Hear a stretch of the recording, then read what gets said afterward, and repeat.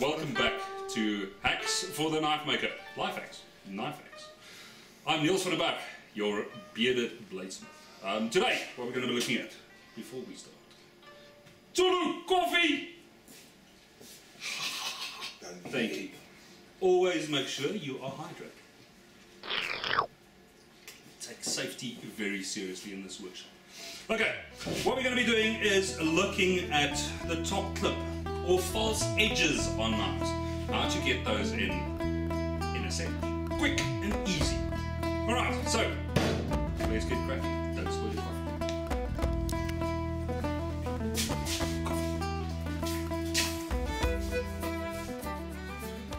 Once your coffee's done, we can move on to materials. So we've gone from that back in time to this. Okay.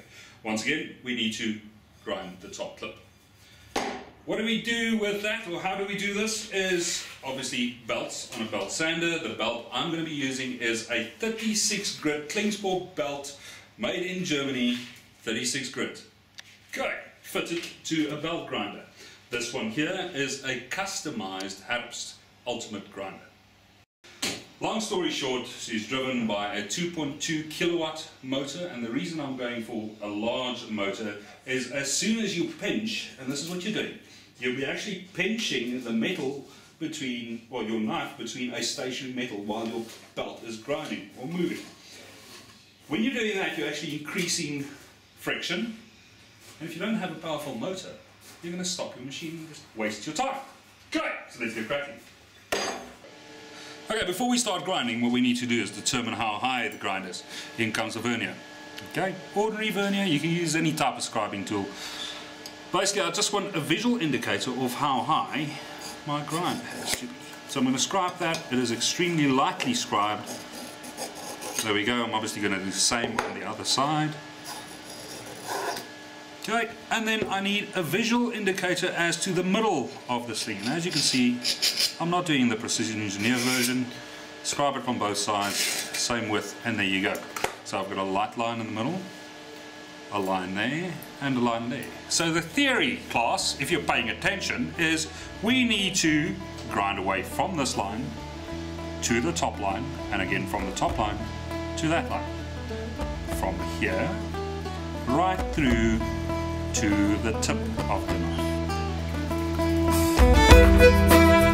Safety and stance. Okay, so basically what we're doing is never do this, right? Why? Because your mate might come around and switch on the grinder and it's gonna hurt. Okay, so basically what we're going to be doing is talking about your stance. How do you hold the knife? How do you stand before your grinder? And please, please, please don't do a parallel stance. What I mean with that is the feet is parallel to the actual machine. So what happens in this stance is you've got no leg. Absolutely none. Notice let me do that again.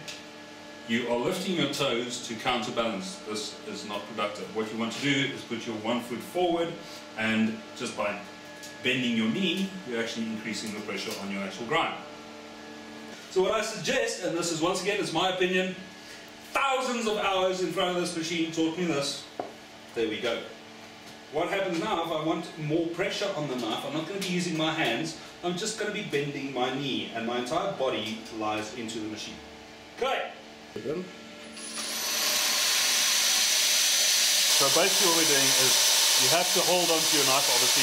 I'm using this finger behind my platen as a stabilizer, just to, when I come into the blade, as you see, as I'm starting to grind, you'll see this hand move out of the way. All I'm going to do, number one, is just break edges.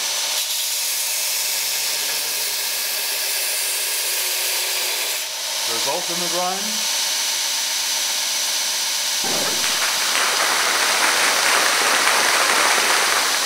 Now, as a good rule of thumb, is after every swipe, cool down the knife. The difference between cooling and wetting.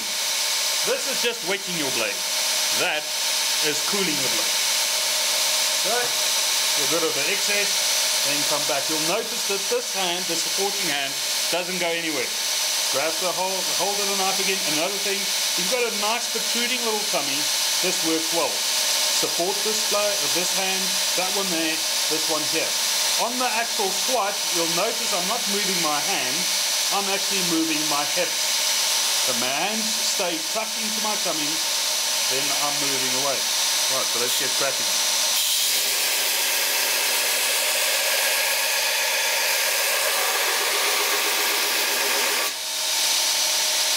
Second one. Now you can see I'm on the top line. I now just need to work that bevel down to meet my second one. So let's keep doing this.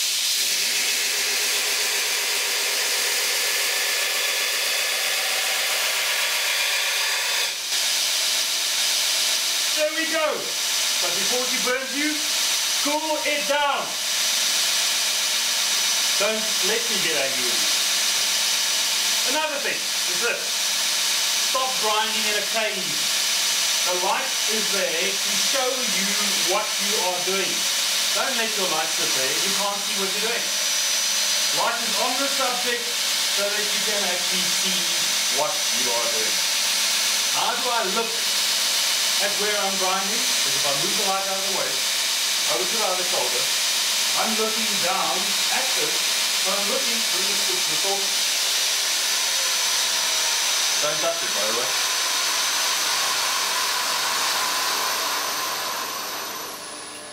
And go.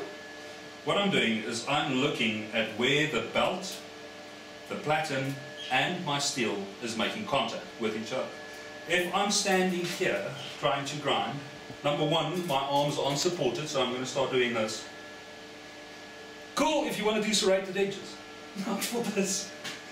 Okay, so basically my hands are supported, tucked into my body. I am using, yeah, it's all in the hips, baby.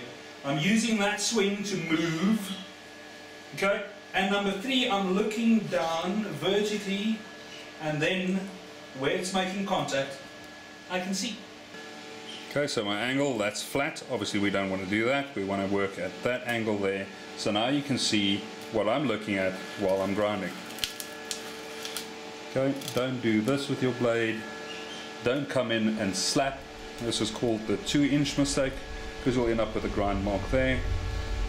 Want to go in flat, not slap, parallel to the blade, and then move across. Easy as that. Stop talking, slap, start grinding. Perfect, once again, right to the edge.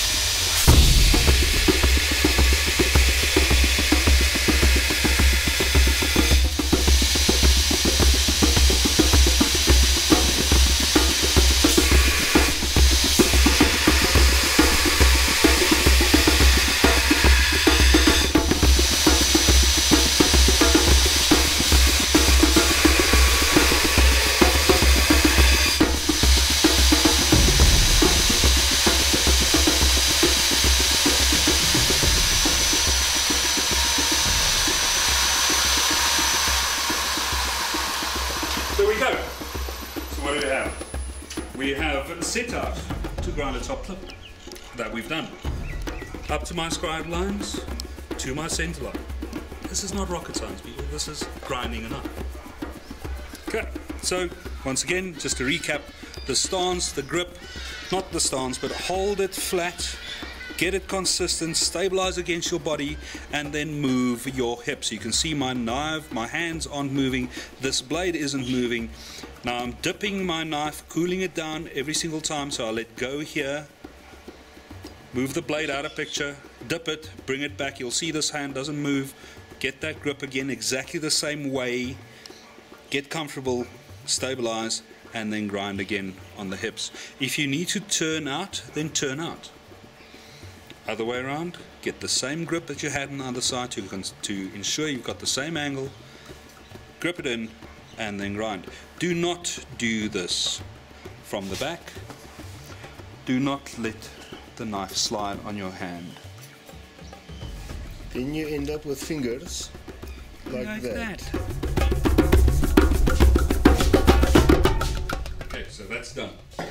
Coffee, fresh pot, fresh cup. We set out to do that. Grind the top clip. We've done that. 36, remember, from the scribe line to the scribe line. Easy as that. Try to not get multiple facets. Grind it. Difference between your grind, my grind. I've done this a couple of times. Stick to it. If you like what you see in these videos, right, what you're going to do is, number one, leave a comment in the comment area below, and number two, subscribe to the channel. That's it. Niels van Berg, signing off.